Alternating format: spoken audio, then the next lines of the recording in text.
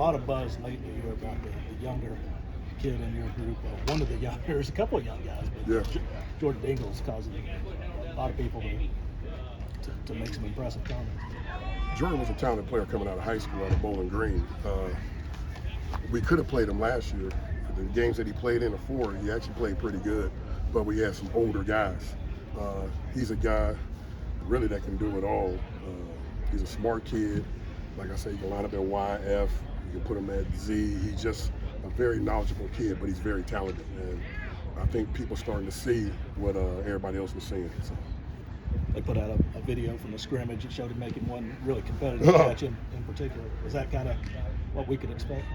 Yeah, he's made some big plays. He's a kid that works hard, but people don't realize he was they know in the state that he's a very highly recruited kid as a tight end. So he's very, how I want to describe Jordan is that I say like he's a Swiss Army knife. He can do it all, but he's also a guy that's actually physical. People talk about his catches, but he blocked very physical in the scrimmage. And that's the part that gets me, that he's an all-around guy. To play for me, you got to be an all-around guy.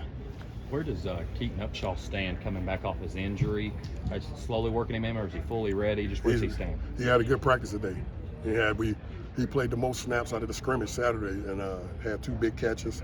He still was a little rusty because he had missed I think a couple of days, maybe like a week of practice. But Keaton's a 6'6", 6'7" guy that's athletic.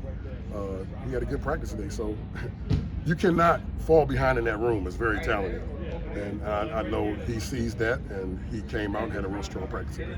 Hey, Isaiah, how's he doing? We'll talk Saturday about wanting to, use him in different ways, make sure you're getting him reps. How's just he progressing so He's far? the one I'm not worried about. If you guys remember Isaiah from last year, in this offense right now, I'm just playing guys, and that's why we can play 4 or 5 guys. But there's going to be times where we have specific plays for Isaiah, so I'm not worried about Isaiah. Isaiah's been doing real good. How big of a difference have you seen with guys since that rule went in where you can play them a little bit in the year before and not? Yes, it's been huge because, they get 4 games to get some games experience. Sometimes you can hold them out for 3 and then they play in a bowl game. They get that practice when you got bowl practices.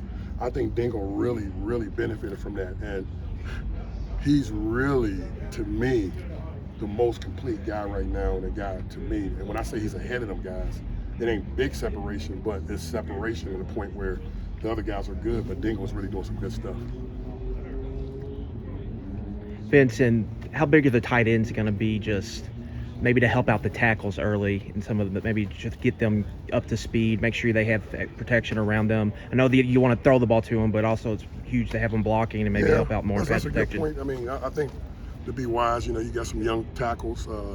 It just depends on how their progression is going with the tackles. But, we always have a good game plan, especially if you're in 12 personnel. You got Bates who's 260, so if we need a chip, we will. But I got a lot of faith in what we need to do with our young tackles. I think they're going to do all right.